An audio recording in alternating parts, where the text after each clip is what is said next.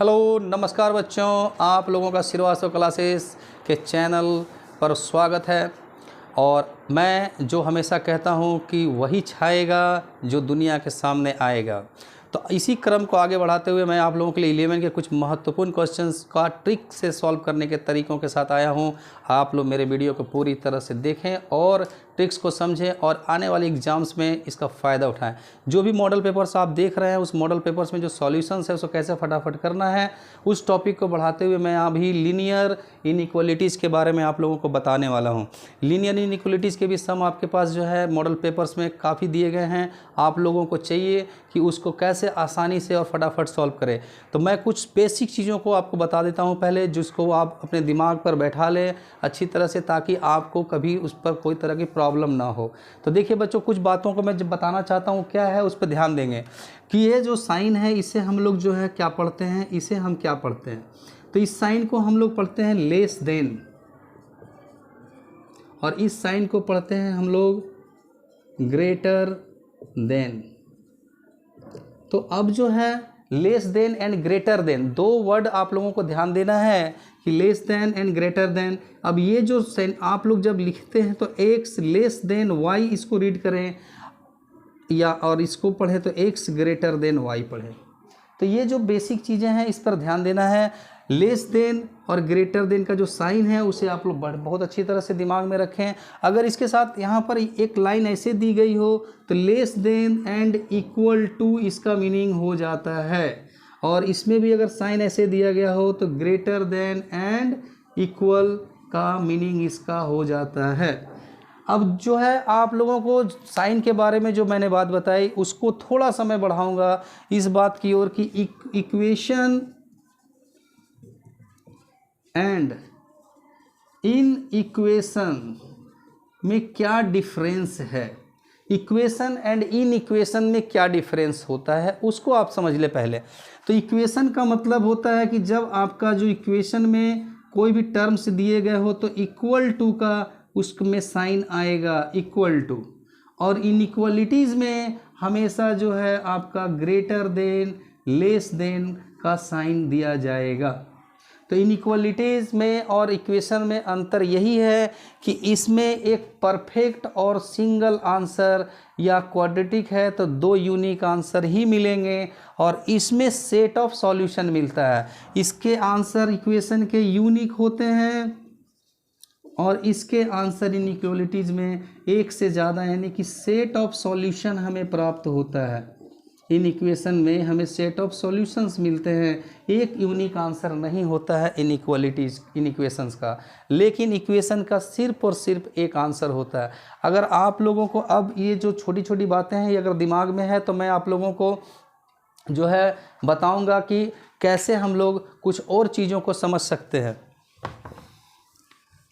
आप लोगों को सबसे इम्पोर्टेंट चीज़ क्या समझना है, और तो देखिए जैसे कि अगर कोई नंबर अगर दिया हुआ x less than minus y, अगर इस प्रकार दिया गया है तो आपको क्या करना है कि अगर ये साइन को रिमूव करते हैं या इधर में साइन दोनों तरफ साइन लगा हुआ है और दोनों तरफ से अगर साइन को आप एलिमिनेट करते हैं तो ये जो साइन जो है बीच वाला जो इनइक्वेशन का जो साइन है वो आपका मुड़ जाता है, यानी कि आप लेस देन है तो वो ग्रेटर देन हो जाएगा अगर साइन नेगेटिव का आप रिमूव कर देते हो। तो ये छोटी छोटी बातों को मैं आप लोगों को बता दूं पहले, ताकि सम जब सोल्व करें हम लोग तो आपको इन सब चीज़ों से आप परिचित नहीं है ऐसा आपको न लगे।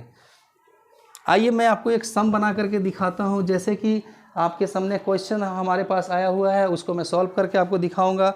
आप लोग देखेंगे आसान है, ये बहुत ही ईजी है। तो देखिए मॉडल पेपर का ये क्वेश्चन है 3x + 5 लेस देन x - 7, और हमें x का वैल्यू फाइंड करने के लिए बताया गया है कि x क्या सॉल्यूशन x के लिए हो सकता है इस इन इक्वेशन में।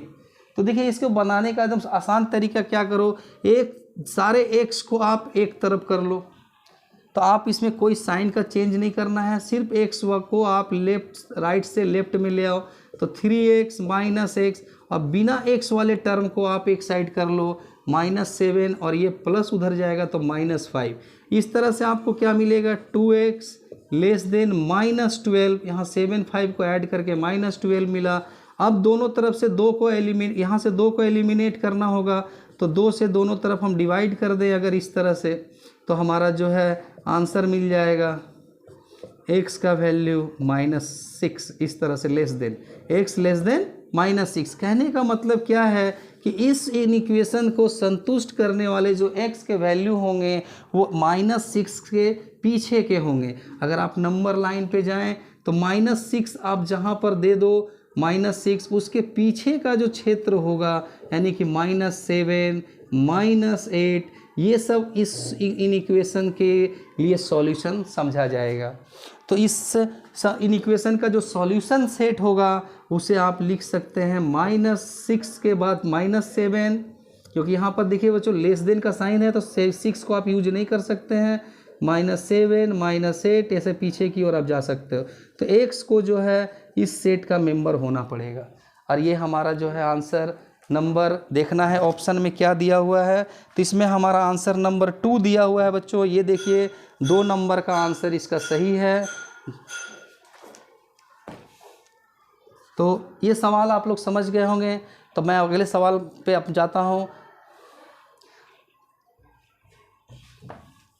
अगर आप लोगों के कोई डाउट्स है तो बताइए कि उसमें कोई ऐसा सम जो बनाने नहीं आ रहा है तो मैं उसको बना देता हूँ। तो देखिए 3 नंबर सम के लिए कहा जा रहा है कि 3 नंबर सम जो है काफ़ी क्रिटिकल लग रहा है, इसका सॉल्यूशन क्या होगा। देखिए 3 नंबर सम जो हमारा मॉडल पेपर में 3 नंबर सम है, इसे आप लोग देखें, ये बनाने में बहुत इजी है। आप लोग एक बार इस सम को देख लें, समझ में आप लोगों को अच्छी तरह आ जाएगा। देखिए बच्चों ये सवाल है, इसमें आप लोगों को सॉल्व करना है। सबसे पहला काम क्या करना है कि इन इक्वेशन को सॉल्व करने के लिए ये जो फ्रैक्शन में जो पार्ट पहले आया हुआ है इसे हम लोग लेफ़्ट और इसे हम इधर राइट में भेज देंगे ताकि ये थोड़ा सा लीनियर वे में आ जाए। तो आप क्या करें, 3 को आप इधर ले लें, तो 3/5x + 4, इसको 2 को आप इधर कर दें, x - 6।